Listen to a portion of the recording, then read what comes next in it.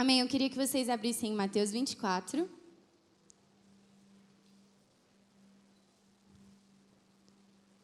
Ixi, eu não consigo abrir esse treco aqui, ó. Amém.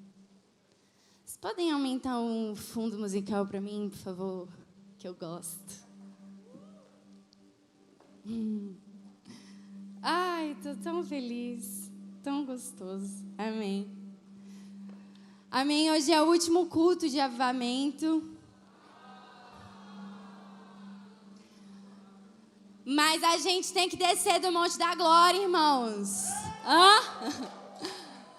A gente está recebendo de Deus algo muito precioso e agora é hora de descer e a gente falar ao povo e dizer: há esperança.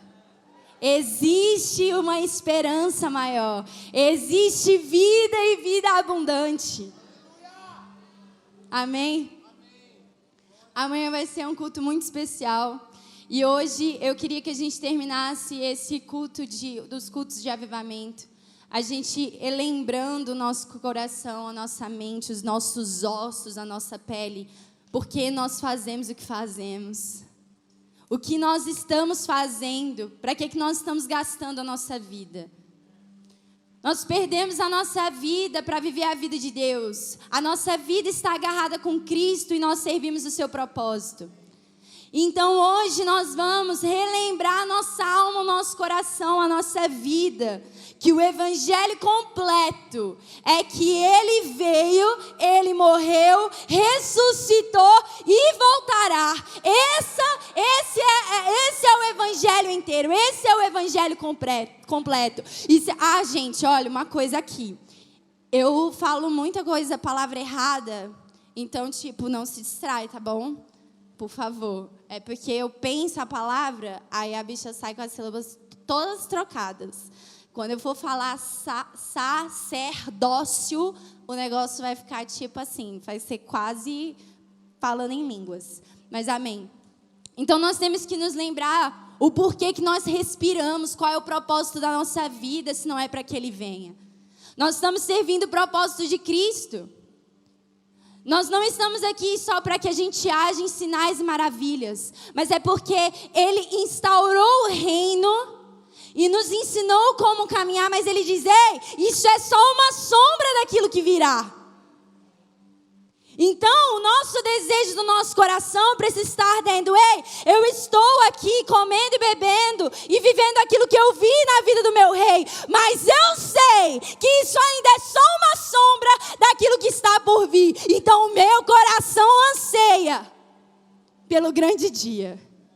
E enquanto Ele não vier, eu não descansarei, porque eu não estou me voluntariando. Eu perdi a minha vida para isso. E por isso a gente precisa ter, isso selado nos nossos ossos, selado no nosso coração. Porque senão a gente caminha um evangelho incompleto e com fermento. Um evangelho que não apresenta a chegada do Filho, que não anuncia o fim dos tempos, que não anuncia aquilo que está por vir. Não é um evangelho puro, mas um evangelho fermentado. Êxodo fala isso, quando a gente vê a preparação da Páscoa, eles dizem: ei, vocês vão pegar o cordeiro, vocês vão preparar assim, vão preparar com essas ervas desse jeito. Ele especifica tudo certinho e depois eles falam: vocês precisam comer do cordeiro inteiro. Se você não faz o que você faz pensando no dia que ele virá, é porque você está comendo só aquilo que te convém do cordeiro. Não faz sentido nós estarmos pregando, nós estarmos falando, de um rei que veio e mostrou algo que é a sombra daquilo que é pleno, mas a nossa esperança não está no seu reinado. Não faz o menor sentido. Eu não estou aqui para construir uma Jerusalém com as minhas mãos. A nova Jerusalém eu não construo com o meu ministério ou com a minha vida, mas eu quebro a minha cerviz, para que a minha cerviz seja um degrau, para que Ele pise na minha vida, para que Ele venha e instaure todas as coisas no seu governo e no seu reinado. Nós não estamos aqui para construir a Jerusalém sem o rei. O evangelho completo é uma noiva que, está marcado na sua testa, cerrado no seu peito. Eu estou fazendo tudo isso, mas o meu anseio só vai ser completo e só vai ser satisfeito quando eu ver a face daquele. E enquanto esse dia não chegar, eu não descansarei. Eu não darei sono aos meus olhos. Eu não descansarei as minhas pálpebras até que esse dia venha. Enquanto ele não vier, eu não descansarei. O nosso descanso na nossa vida, no Evangelho de Cristo, só acontece quando ele chegar e resolver todas as coisas. Enquanto isso, nós estamos trabalhando, esperando e apressando, esperando e apressando, esperando e apressando, esperando e apressando. Essa é a minha esperança. E enquanto ele não vem, eu ainda não tenho meu descanso. O evangelho completo. O cordeiro inteiro. Uma igreja que não deseja a volta de Jesus, não está interessada no casamento, está interessada naquilo que ele pode ter, naquilo que, todas as conveniências que você pode ter, da sua bondade, da sua herança, das suas riquezas, da sua paz, mas eu não desejo um casamento.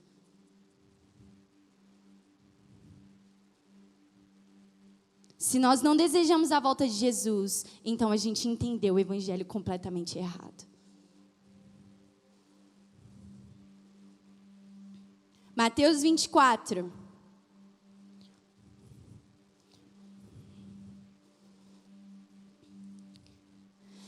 Versículo 1. Jesus saiu do templo e, enquanto caminhava, seus discípulos aproximaram-se dele para mostrar as construções do templo. Diga comigo, discípulos. Os discípulos aproximaram-se, ok? Vocês estão vendo tudo isso? Perguntou ele. Eu lhes garanto que não ficará aqui pedra sobre pedra e serão todas derrubadas. Tendo Jesus se assentado ao Monte das Oliveiras, os discípulos, pode repetir, dirigiram-se a ele em particular. Jesus está falando com os ímpios. Jesus está falando com pessoas que são alheias ao entendimento do Evangelho, ao compromisso do Evangelho. Não, Jesus está falando com os seus. Então, tudo aquilo que a gente vai ler em Mateus 24 é para mim e para você, seus discípulos, em particular. E disseram, diz-nos quando aconteceram essas coisas. E qual será o sinal da tua vinda e do fim dos tempos? Jesus respondeu, cuidado, que ninguém os engane. Ele está falando o tempo todo com os discípulos. Pois muitos virão em meu nome dizendo, eu sou Cristo, e enganarão a muitos. Vocês ouvirão falar de guerras e rumores de guerras, mas não tenham medo. É necessário que tais coisas aconteçam, mas ainda não é o fim. Nação se levantará contra nação e reino contra o reino. Haverá fomes e terremotos em vários lugares. Tudo isso será o início das dores. Então eles os entregarão. Entregarão vocês, meus discípulos. Vocês serão entregados para ser perseguidos e condenados à morte. Vocês, chamados por meus discípulos. condenados à morte, serão odiados por todas as nações, por minha causa. Naquele tempo muitos ficarão escandalizados, trairão e odiarão uns aos outros, e numerosos falsos profetas surgirão e enganarão a muitos. Devido ao aumento da maldade, o amor de muitos se esfriará, mas aquele que perseverar até o fim será salvo. E esse evangelho do reino será pregado em todo o mundo como testemunho a todas as nações, então virá o fim. Jesus está ensinando os seus discípulos as duas coisas mais essenciais. Ele está ensinando Equibalo e Maranata.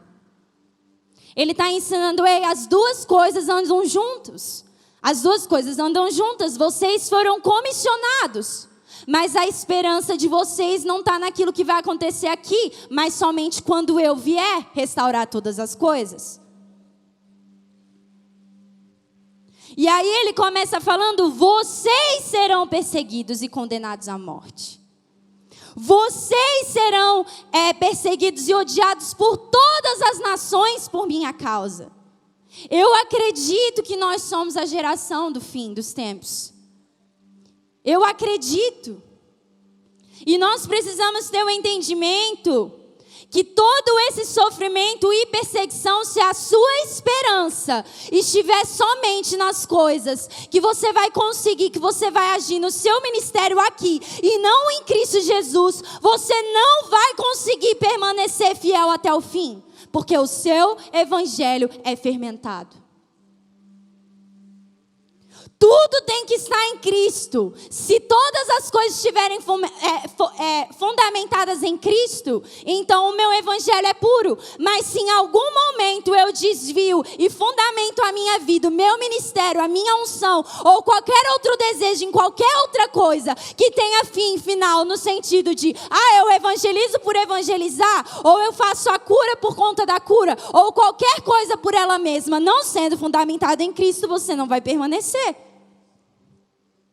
Porque o seu desejo está fora dele. E ele é primeiro em tudo.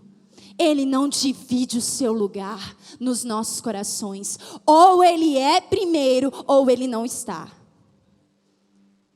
Jesus não entra em disputa num lugar no nosso coração. Porque ele é. Ele é primeiro. Então ele está falando com os seus discípulos, vocês vão sofrer. Vocês serão odiados por todas as nações, por amor de mim. O que Jesus está ensinando? Que Maranata e Equibalo, puramente, com o evangelho sem fermento, quer dizer que o evangelho sem fermento carrega sofrimento.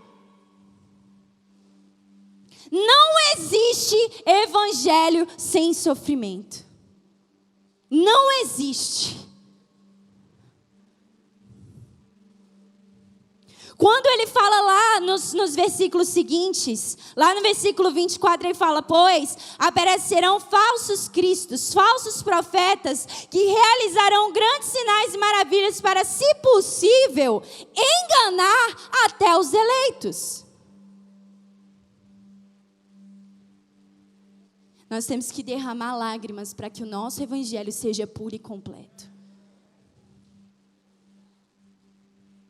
Porque posso falar, sim, nós vamos viver. Eu acredito que a igreja vai passar pela tribulação. Você pode não acreditar, mas posso te falar uma coisa: se você não estiver ajuntando óleo, por se garantir que você não vai sofrer pelo evangelho, eu sinto muito, mas a sua intenção, ela está longe de estar fundamentada em Cristo Jesus. Muito longe. Se você não quer acreditar que a igreja não passa pela tribulação, então que seja por fundamento bíblico e não por medo de sofrimento.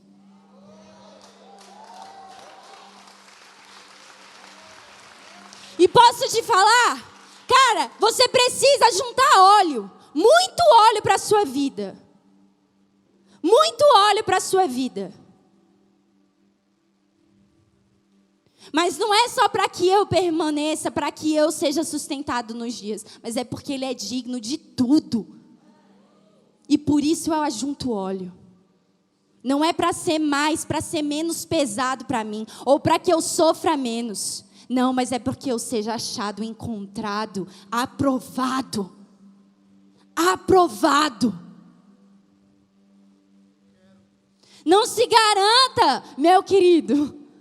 Não se garanta em si mesmo. Olhe para Cristo e derrame a sua vida como oferta de bebida aos pés dele. Porque se eu estiver juntando óleo e não passar pela tribulação, amém. Agora, se eu não estou juntando óleo, porque eu entendo que não existe sofrimento no Evangelho, então é porque você nunca leu Isaías 53. Jesus, um homem de dores, que conheceu o mais puro sofrimento. Esse é o Cristo que nos salvou. Esse é o Jesus amado da nossa alma. Um homem de dores. Porque que faz algo, faz você acreditar que você e eu não temos que ser homens e mulheres de dores. João, 1 João fala, aquele que diz conhecê-lo, obedecer os mandamentos, aquele que diz que permanece nele, continuem andando no caminho que ele andou, continue andando nele. É impossível você andar em Cristo e você não caminhar em Isaías 53.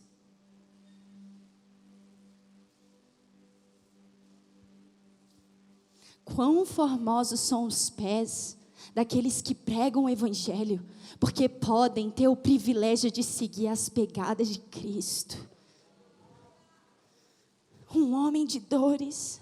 Aquele que é santo, que desceu do seu trono, se reduziu a esse tabernáculo frágil, em carne e osso, para nos fazer um puro e vivo caminho, aonde ele diz: ei, andem em mim, mas permaneçam, continuem andando. Grande privilégio eu sofrer como meu Cristo sofreu. Te digo mais, Jesus, Ele não te salvou de uma vida sem sofrimento. Ele te salvou de uma vida sem Ele. Agora, você vai aprender a sofrer pelas causas certas. Aprender a sofrer por aquilo que é puro. Por aquilo que está no coração de Deus. Por aquilo que está no coração do Pai.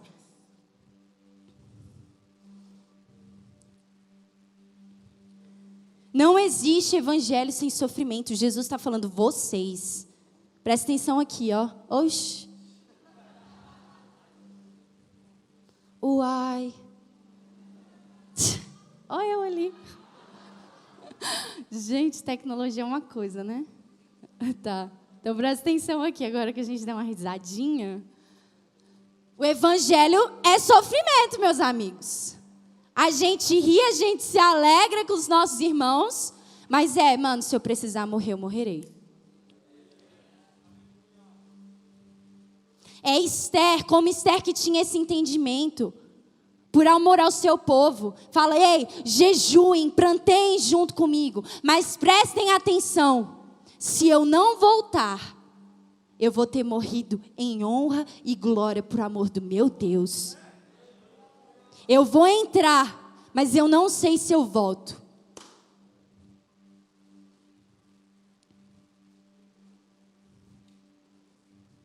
Os homens que entraram na grande fornalha, eles falaram, ei, se nós formos poupados, amém, mas eu sei que existe uma glória em padecer por ele. Eu sei que existe uma glória em andar no mesmo caminho daquele que foi chamado homem de dores. Ele está falando assim, ei, tomem cuidado, para quando vocês ouvirem pessoas falando, ei, eu sou o Cristo. Falsos profetas vão tentar enganar vocês.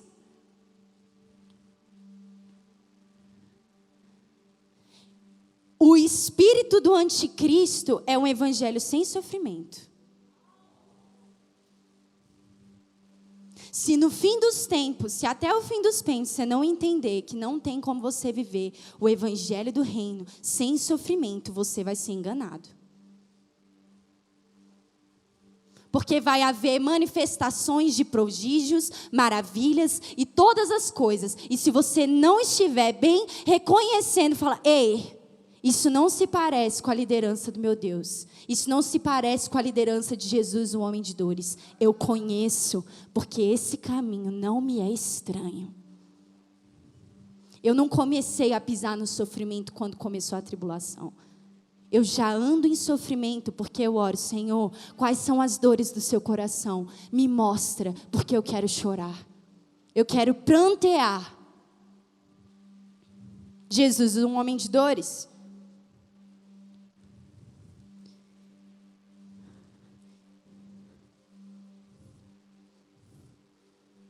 Presta atenção, cara. Jesus, ele está falando o seguinte: ei, se vocês não entenderem o sofrimento que eu vos digo que é necessário e faz parte do evangelho,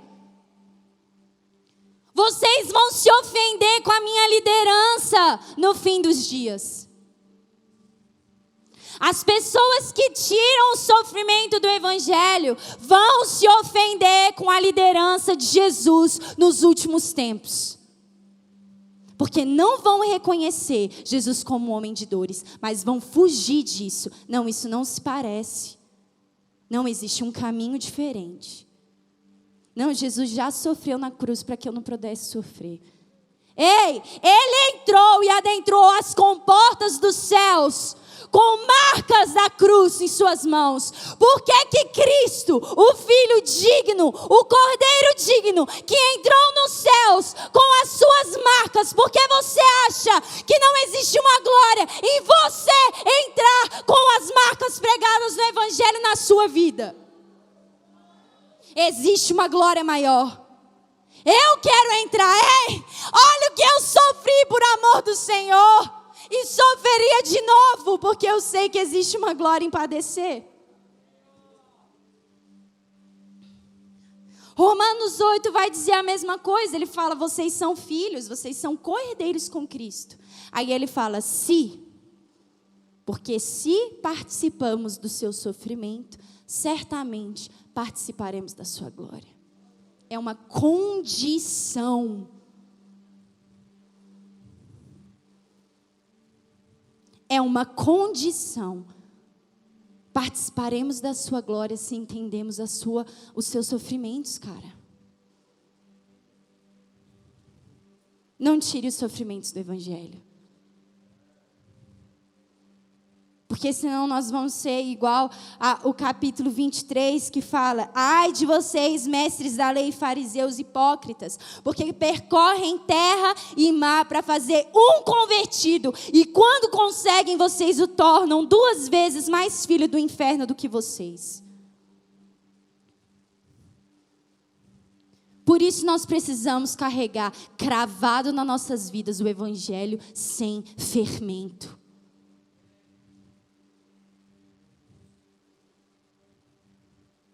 Para que a gente chame outras pessoas e elas entrem sabendo aonde elas estão entrando.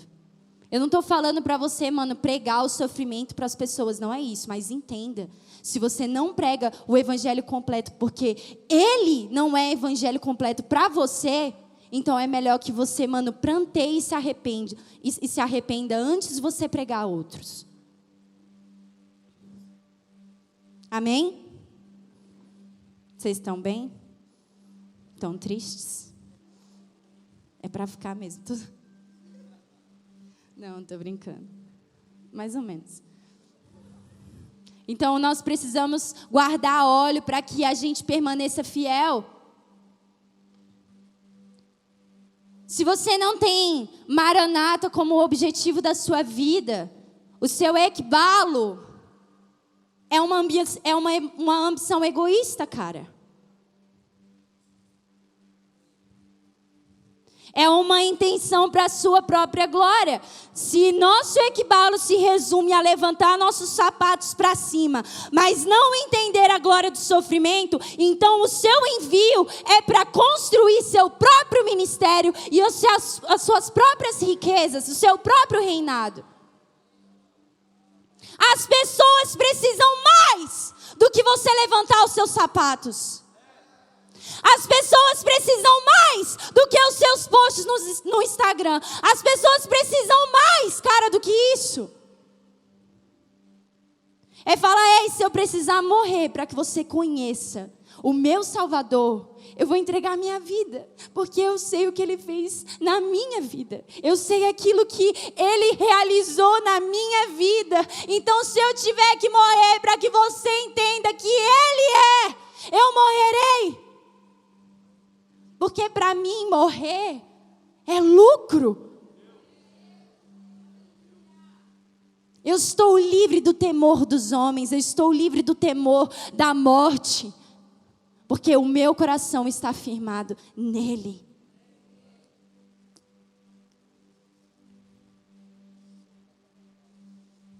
Nós não estamos correndo como quem não sabe para onde está indo, cara. A gente não está correndo como pessoas que não sabem o que estão fazendo, ou para onde elas estão caminhando, ou para que destino elas estão seguindo. Não, eu sei o que Ele prometeu. A minha vida está firmada nele. E não importa se eu tiver que, perder tudo, eu vou perder. Porque na verdade eu já perdi. Eu já perdi a minha vida. Eu já perdi, sabe, a capacidade da ofensa, de ficar ofendido. Eu já perdi todas as coisas. Eu não tenho ouro nem prata. Eu não tenho nenhuma riqueza. A única riqueza que eu ajuntei nessa terra foi perder a minha vida por amor. O meu ouro é te conhecer e a minha prata é te fazer conhecido. Então não tem problema se eu tiver que abandonar tudo, porque na verdade eu já abandonei. Você capturou meu coração. Eu não tenho mais para onde ir. Eu não tenho mais para onde ir.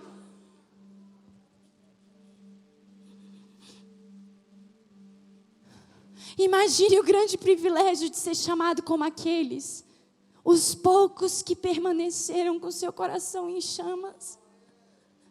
O amor de muitos se esfriará se isso não gera temor no seu coração, cara. Eu não quero que meu amor se esfrie. Eu não quero que meu amor se esfrie. Deus, poupe a minha vida. Poupa a minha vida de viver correndo atrás do vento.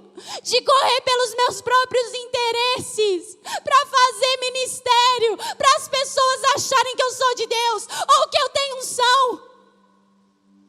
Não é aqui que meu coração está firmado. Para mim nada disso importa. A intenção do meu coração é que quando Ele olhe para mim, Ele diga, o seu coração ainda permanece em chamas.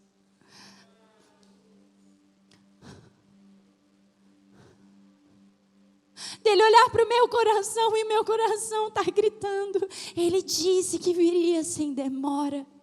Ele diria que viria sem demora, então eu espero. Eu espero. Com todo o meu fôlego de vida, eu espero. Eu quero ser achada aprovada, cara.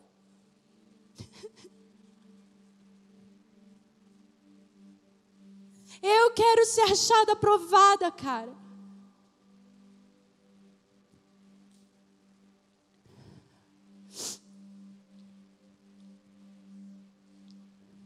Se o seu entendimento de sucesso for, resumido às curas, ou às orações de salvação, ou quando você falar, as pessoas serem tocadas, as pessoas chorarem e tudo, eu não estou falando que não existe satisfação nisso, porque isso é o reino de Deus, mas se o seu sucesso é só ver esses resultados, então você entendeu tudo errado, cara. Você perdeu a beleza de viver uma glória maior, de viver uma vida superior. Abre em Apocalipse 21.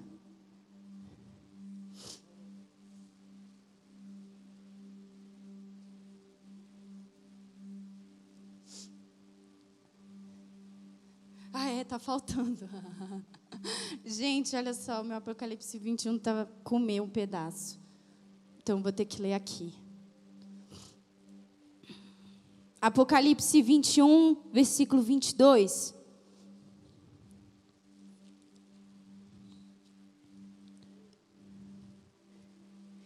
Não vi nenhum santuário na cidade, porque o seu santuário é o Senhor, o Deus Todo-Poderoso e o Cordeiro.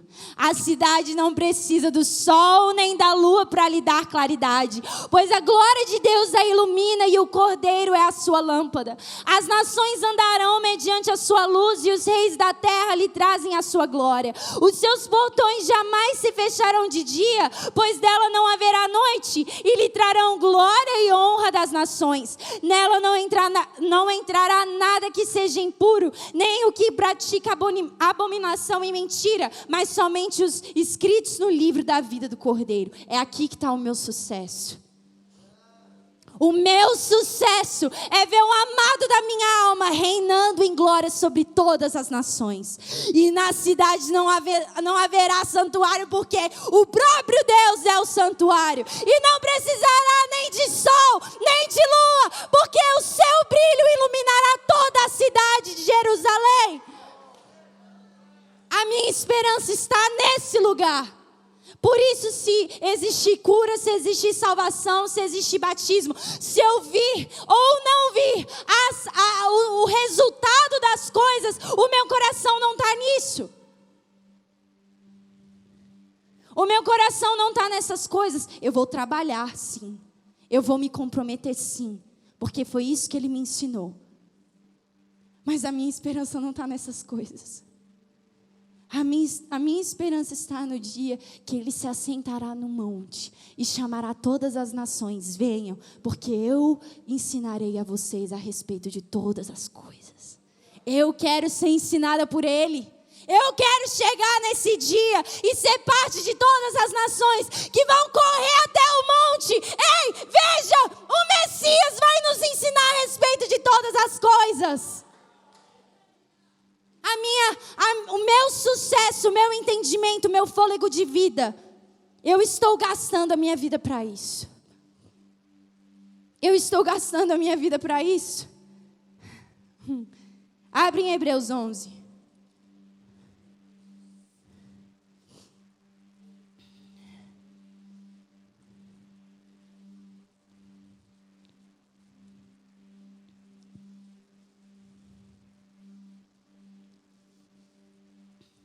Hebreus 11 conta a história desses homens, que foram homens que tinham o coração dos últimos dias, porque eles entendiam, eles estavam correndo como quem sabe para onde está correndo.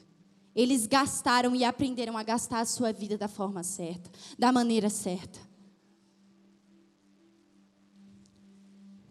Esses homens entenderam, existe uma recompensa maior. Versículo 13, todos esses viveram pela fé e morreram sem receber o que tinha sido prometido. Viram-no de longe e de longe o saudaram, reconhecendo que eram estrangeiros e peregrinos na terra. A gente vê aqui a figura de Noé, figura de Abraão e de Enoque. Porque o que nós temos para aprender com esses homens? Como a geração dos últimos dias, nós precisamos ver a vida desses homens que carregavam o coração dos últimos dias. Por quê? Porque eles entenderam que eles estavam ali, gastaram a sua vida para servir o propósito de Deus. Qual o propósito de Deus? Tito 2, versículo 14. Ele se entregou por nós, a fim de nos remir de toda maldade e purificar para si mesmo um povo particularmente seu, dedicado à prática de boas obras. Ou seja, Deus compartilhou com esses homens, eu quero levantar vocês para que vocês encontrem aqueles que são chamados povo particularmente meu. Esse sempre foi o desejo de Deus.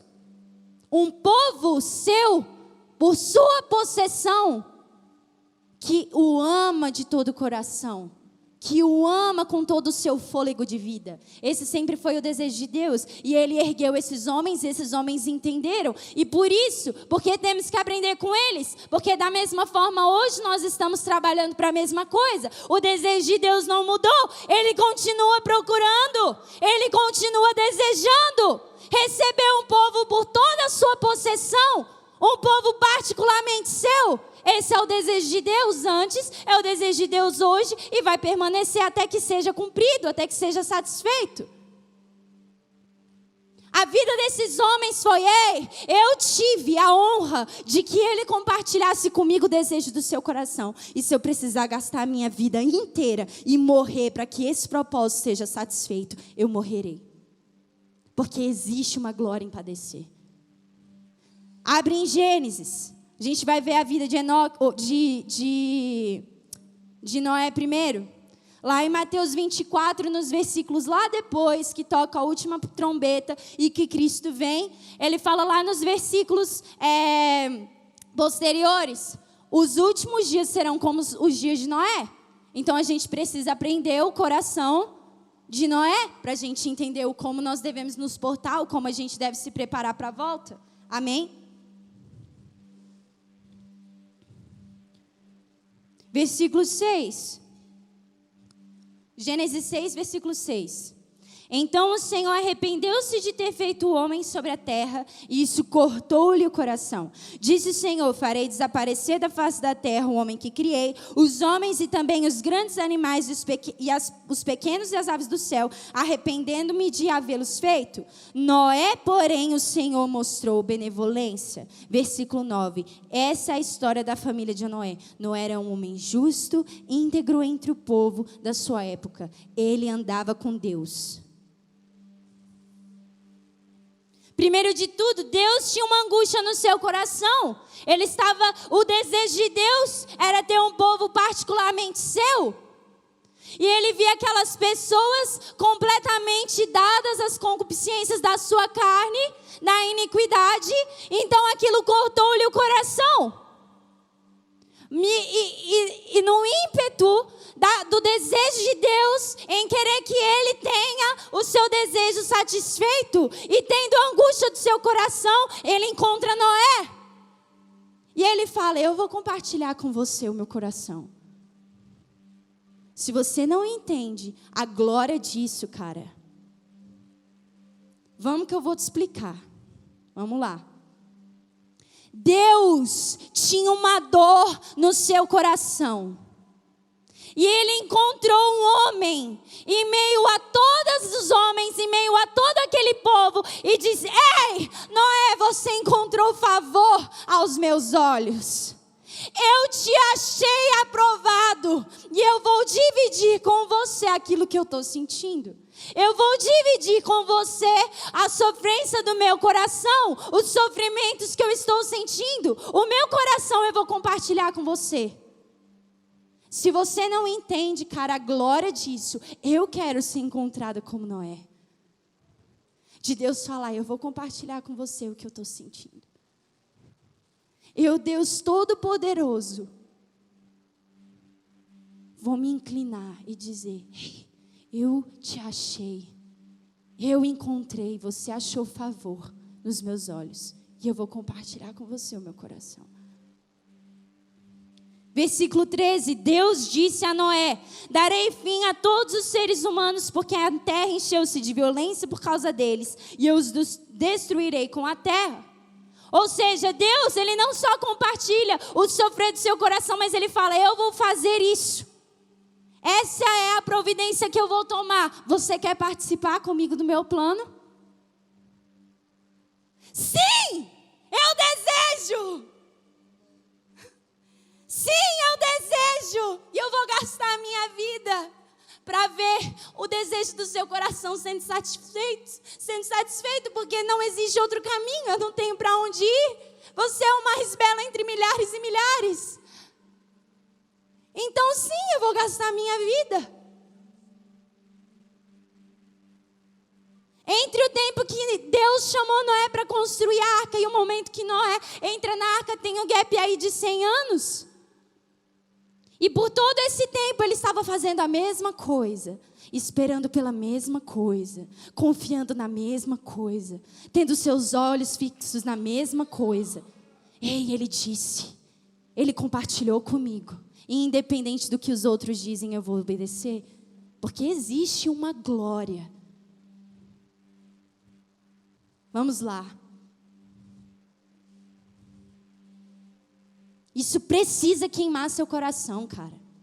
Isso precisa gerar algo em você. Ao ponto de você falar, ei, eu não estou aqui só para ser salvo, eu quero ser amigo de Deus. Eu quero andar com Ele. Eu quero que lá escrito no livro da vida esteja, ei, sabe aquele homem? Ele foi achado homem justo, íntegro entre o povo de sua época, porque ele andava com Deus, ele andava comigo, ele me conhecia, ele não era um estrangeiro ou um estranho para mim. O homem que carregava o coração dos últimos dias. Ele disse, eu vou destruir a terra. Noé não se ofendeu com Deus. Ele não se ofendeu com a liderança de Deus. Fim dos tempos. Cuidado, porque senão vocês podem ser enganados. Não existe evangelho sem sofrimento. Não existiu antes, não existe hoje e não vai existir amanhã, cara.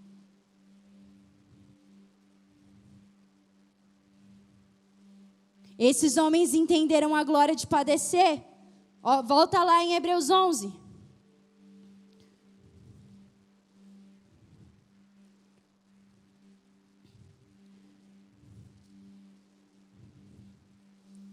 Noé foi chamado para uma glória superior. Está escrito, versículo 7, pela fé, Noé, quando avisado a respeito, Deus avisa os seus a respeito daquilo que Ele vai fazer. Se você não entende a glória de você ter uma vida ao ponto de Deus olhar para você e te avisar o que Ele vai fazer no mundo, isso não, cara, não tocar o seu coração ao ponto de você fazer, eu quero ser esse homem. Noé, quando avisado, Fernanda, eu vou fazer tal coisa, você quer participar comigo? Sim. Sim. Fernanda, quando avisada, obedeceu. Existe uma glória maior? Ele é digno de eu gastar a minha vida desse jeito. João, quando avisado. Daniel, quando avisado. Maria, quando avisada. Letícia, quando avisada. Marcos, quando avisado. Ao ponto de Deus encontrar favor. Ao ponto de Deus falar, ei, você achou favor no meu coração. Então eu vou te avisar o que eu estou prestes a fazer. E não só isso, mas eu te convido. Você quer participar comigo? Sim, sim, eu desejo. Sim, eu desejo, mas você vai perder tudo, eu desejo. Mas você vai ter que abrir mão do seu... Eu desejo. Você pode morrer, eu desejo. Eu já morri para a minha vida.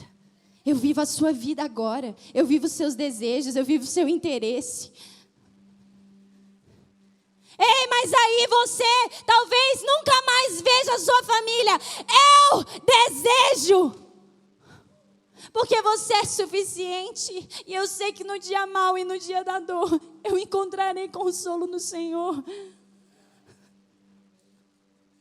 Ao ponto de Deus falar, ei, se você seguir nesse caminho, os seus filhos serão ensinados a me amar de todo o coração. Você quer isso? Sim, eu desejo, mas eles vão morrer pelo Evangelho. Deus, eu entrego o fruto do meu ventre porque o Senhor é digno. Eu desejo. E a minha posteridade vai dizer, eu também desejo. Você vai perder seus filhos? Você vai perder o casamento dos seus familiares? Você não vai ver as coisas acontecendo? Talvez você seja o último a saber de qualquer coisa que aconteça das pessoas que te amam. E quando avisado, construiu a arca.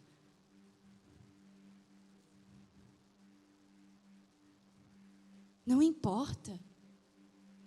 Eu tinha sonhos, inclusive para ministério, inclusive para servir a Deus. Toda a minha vida estava programada. Mas ele disse, ei, você está fazendo tudo certo, você está lendo a Bíblia, você está orando, né? Você está crescendo no amor, você está crescendo, você está amadurecendo. Por isso eu te chamo para o convite para uma glória maior. Você aceita? Quando avisado. Construiu uma arca para salvar sua família. Por meio da fé, ele condenou o mundo e tornou-se herdeiro da justiça, que é segundo a fé.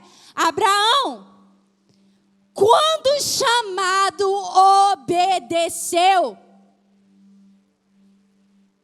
Os homens que têm o coração dos últimos dias são chamados. Eu não estou falando de, todos são chamados e etc. Não, eu estou falando você já dentro. Você já dentro da família de Deus. Você está fazendo tudo certo. E é por causa que você está fazendo certo, você foi encontrado justo e íntegro. E aí ele fala, quando chamado, ei, você quer? Existe um convite para uma glória maior. Existe um convite para um lugar mais fundo. Existe um convite para um lugar mais alto. Existe um convite para uma vida superior. Você deseja? Eu encontrei favor na sua vida. Você encontrou favor em mim. Aos meus olhos, você deseja o convite? Eu quero ter uma vida assim, ao ponto de Deus decidir me chamar para aquilo que Ele está fazendo. Abraão, quando chamado, obedeceu e dirigiu-se a um lugar que mais tarde receberia como herança, embora não soubesse para onde estava indo. Pela fé, peregrinou na terra prometida, como se estivesse em terra estranha. Viveu em tendas, bem como Isaque e Jacó, co-herdeiros da mesma promessa, pois ele esperava a cidade que tem alicerces, cujo arquiteto e edificador é Deus. Abraão, mesmo andando em terra prometida, o que Deus prometeu para ele, quando ele chegou lá, se isso é tudo, então certamente eu desejo um lugar mais profundo.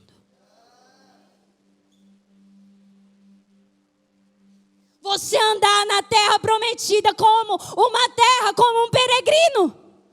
As curas estão rolando, o ministério está acontecendo, a sua família está seguindo a Cristo, todas as coisas estão acontecendo, você está andando na terra prometida, está andando nas nações que Deus te prometeu, está, andando nas esferas da sociedade. Se você é chamado para isso e pregando o evangelho, mas quando você está vivendo as promessas, você diz, certamente, se isso é tudo, certamente, se isso é tudo, certamente, se isso é tudo, eu desejo uma glória superior.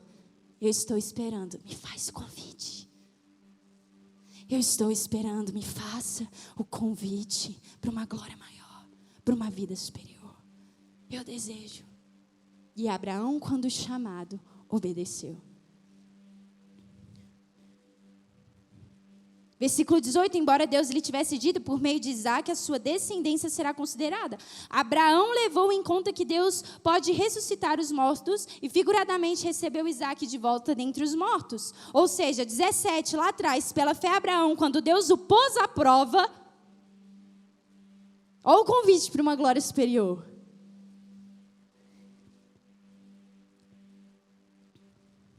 O pôs à prova, ofereceu Isaque como sacrifício.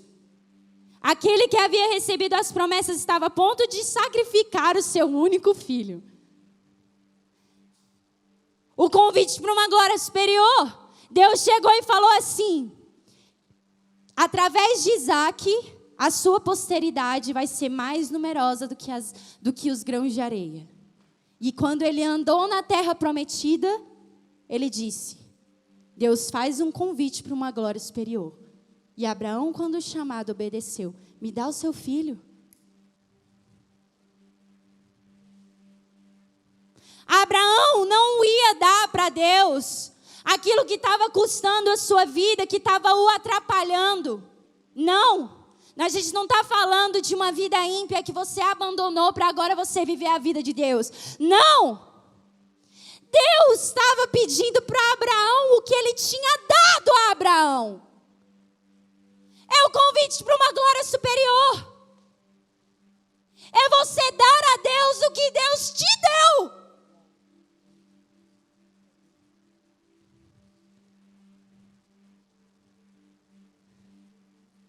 É você dar a Deus o que Deus te deu. Seu ministério está dando certo, abandona tudo. Mora no Nordeste. Abandona tudo. Não, mas os cultos estão dando certo, os jovens estão engajando. Não, mas eu estou te chamando para uma glória superior. Eu não estou te pedindo para você perder porque você está errando. Eu estou te pedindo porque você achou favor nos meus olhos.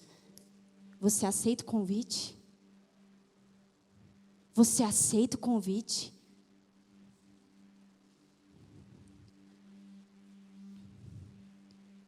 Peregrinou na terra prometida como se estivesse em terra estranha. Abre em Apocalipse 5, rapidinho. Já estou terminando, tá? Mais ou menos. Não, estou brincando, estou assim. O Júlio está só aqui no radinho. Já vou terminar. Por que que nós estamos assim? Nós temos a mesma vida, o mesmo propósito. Assim como esses homens tinham o propósito de erguer o povo que é chamado pela sua possessão. Da mesma forma, nós estamos servindo o mesmo propósito. Lê lá do versículo 8. Não. 9. E eles cantavam um cântico novo. Tu és digno de receber o livro e de abrir os selos, pois foste morto e com teu sangue compraste para Deus gente de toda a tribo, língua, povo e nação.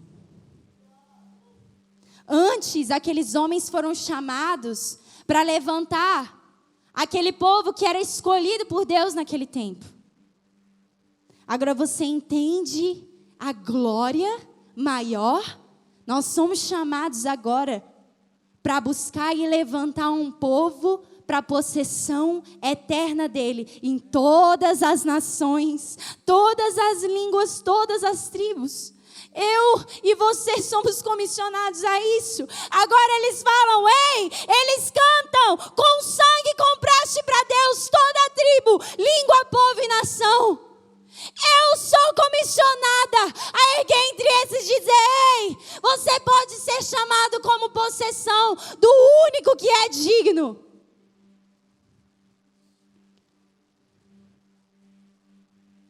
Você pode fazer parte da sua herança. Você ser a herança de Cristo Jesus. Salmos 2 fala isso. Pede-me e te darei as nações. Isso é Deus falando para o filho. Pede-me e te darei as nações. Ele diz, eu quero todas as nações, todas as tribos, todas as línguas. Eu desejo. Ele diz, pede-me que eu te darei todas as nações por sua possessão e os confins da terra por sua herança. É teu. E os homens que entenderão isso disseram, se eu tiver que gastar a minha vida para que o seu desejo seja cumprido e satisfeito, eu vou fazer isso. Porque ele é digno.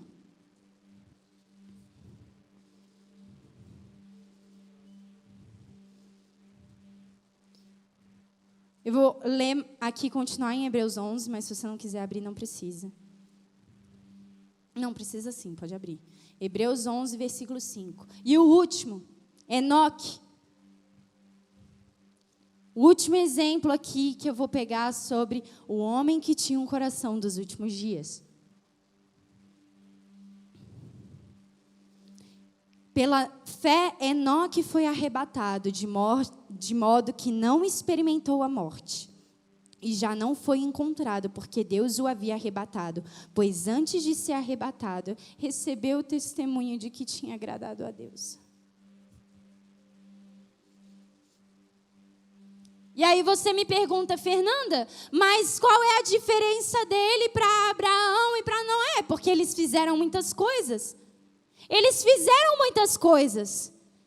E você olha para a vida deles e fala, realmente, eles foram chamados para uma glória superior?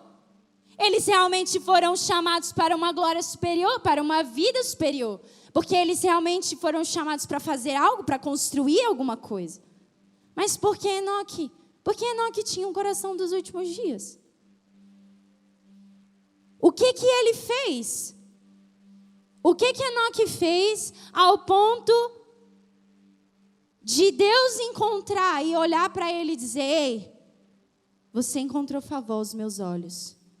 Você aceita o convite para uma glória superior? Eu te respondo o que Enoque fez. Gênesis 5, versículo 22. Enoque andou com Deus. Versículo 24. Enoque andou com Deus e já não foi encontrado, pois Deus o havia arrebatado. Sabe o que Enoque fez? Enoque andou com Deus. Isso que Enoque fez, a gente não vê na Bíblia nenhuma manifestação de grandes obras de Enoque, ao ponto da gente olhar para ele e dizer, realmente faz até sentido. Não, Enoque entendeu o chamado de uma vida superior. Independente do que você chamou, do que Deus chamou para você fazer nesses dias, do comissionamento que Deus te deu, no seu coração tem que estar, Senhor, eu quero andar com você. E recebeu esse testemunho de que tinha agradado a Deus. Esse foi o testemunho de Enoque, esse foi o testemunho de Noé, esse foi o testemunho de Abraão. Eu quero e desejo que esse seja o meu testemunho. E por fim descobri o que agradou a Deus. Esse é o convite para uma glória superior. Hebreus 11:16. Em vez disso, esperavam eles uma pátria melhor, isto é, a pátria celestial. Por essa razão, Deus não se envergonha de ser chamado o Deus deles e lhes preparou uma cidade. Eu quero ser achada.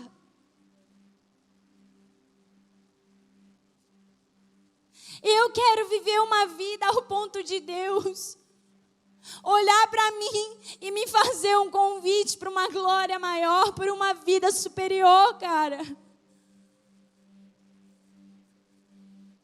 Não é a respeito de ministério, não é a respeito daquilo que Deus faz através de mim, cara. Não é a respeito de nada disso. Meu coração anseia por uma só coisa.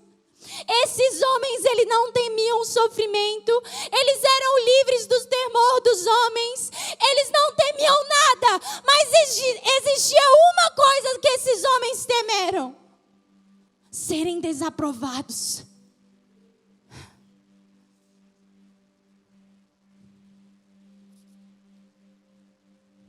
Eu não tenho medo se eu tiver que perder a minha vida. Se eu olhar os meus filhos sendo entregues para morrer pelo Evangelho. Eu não tenho medo de não ter vestes para usar, para não ter o que comer. Eu não tenho medo de ser julgada, ou de ser apedrejada, ou de ser perseguida, ou de ser ofendida. Mas uma coisa eu temo: que Ele olhe para mim e que eu seja desaprovada. Isso meu coração teme. E do mesmo jeito, meu desejo está focado em uma só coisa. Eu quero que a minha vida cause em Deus o que causou no coração dele quando ele viu a vida de Noé. Eu vou ter que te chamar. Eu vou ter que te fazer um convite. Eu vou ter que te fazer um convite para uma glória superior. Eu vou precisar. Eu não vou aguentar. Eu vou ter que te chamar para viver um lugar mais profundo, cara. Eu vou ter que te chamar para viver um lugar mais alto. Porque a sua vida o tempo todo está aqui. O tempo todo está me puxando. O tempo todo está dizendo: ei, eu desejo que o Senhor olhe para mim e diga que o seu agrado está em mim. Ei, eu choro porque eu te desejo. Volta, amado.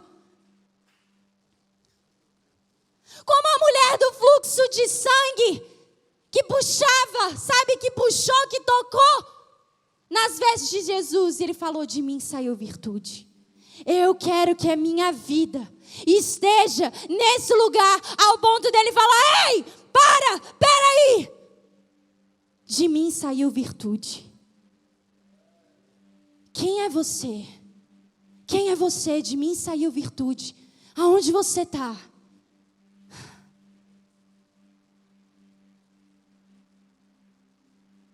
Você quer aceitar o convite para uma glória maior? E Abraão, quando chamado, obedeceu. Você pode subir.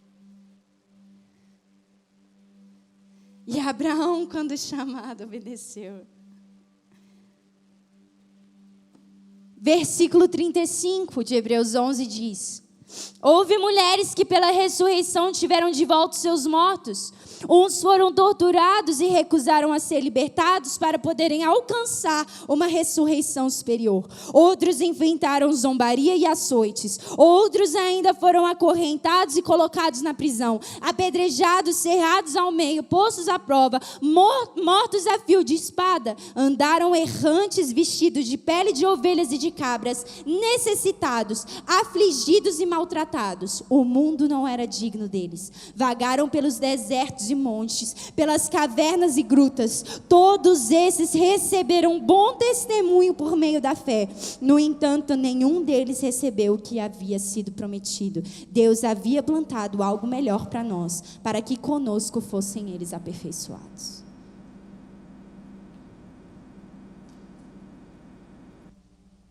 Eu te prometi e eu sofri algo para cumprir, mas eu encontrei a sua vida. Você achou favor? Você deseja uma glória maior? Sim, eu desejo. Mas você não vai ver o cumprimento das promessas, não tem problema.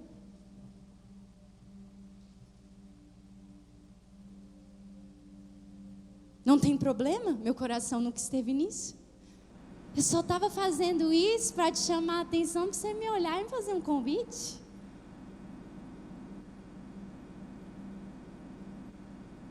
Eu não estou falando nada de meritocracia não, tá, gente? De fazer para ser aceito. Entendo o que eu estou falando, tenho maturidade para entender, por favor.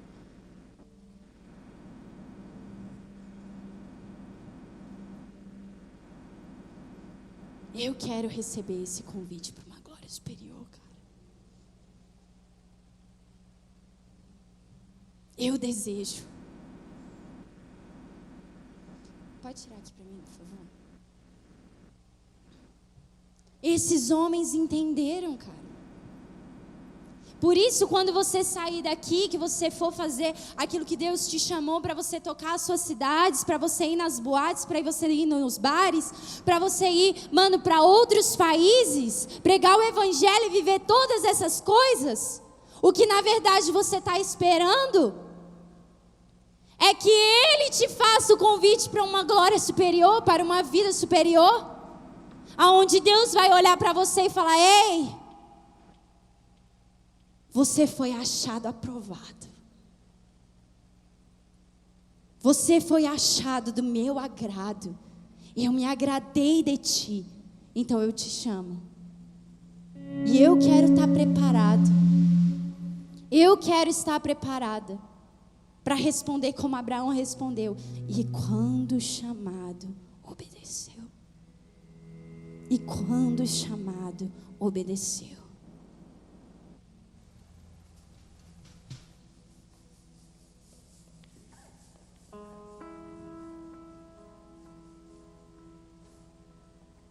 Que a vida de vocês esteja firmada nisso.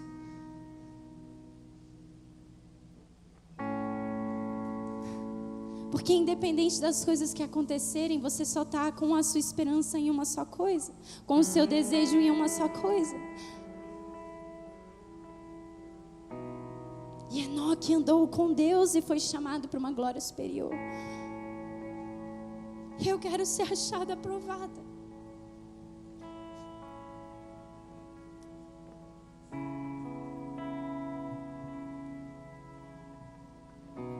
Ele é digno de toda a nossa vida. de todo o nosso esforço, de todo o nosso fôlego. E se tivermos que padecer, padeceremos, porque Ele é digno. Como não morrer? Como não entregar tudo? Como não amar com o meu tudo? Como não entregar tudo que eu tenho? Como não abrir mão de tudo que eu tenho? Como não abrir mão daquilo que Ele mesmo me deu? Como não abrir mão de ver o cumprimento das promessas se eu já sei que Ele é fiel para cumprir? Eu não preciso que os meus olhos vejam. E aqueles, eles viram de longe e de longe contemplaram, mas eles olharam: ei, eu sou peregrino nessa terra, então vem e me chama para uma glória superior, porque eu desejo. Eu sei que você é fiel para cumprir, mas eu não preciso. Agora os meus olhos já estão na sua face.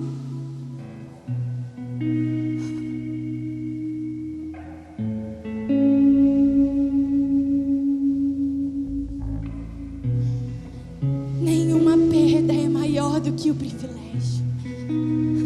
Nenhum sofrimento é maior do que o privilégio. Nenhuma perda é maior do que o privilégio. Nenhuma renúncia é maior do que o privilégio. Nenhuma renúncia é maior do que o privilégio. Nenhuma renúncia é maior do que o privilégio dele olhar e dizer: ei, eu vi a sua vida. Eis que os meus olhos passam por toda a terra e os meus olhos te encontraram. Você aceita o convite de uma vida superior? Mas aquilo que eu te prometi, você não vai ver. Não, eu entendo. Eu sei que o Senhor é fiel. Eu não preciso ver o cumprimento das promessas. Afinal, as promessas não são para mim, elas não são minhas. Elas são para que eles te conheçam. Você vai ter que abandonar tudo. Não tem problema. Nenhuma perda é maior do que o privilégio.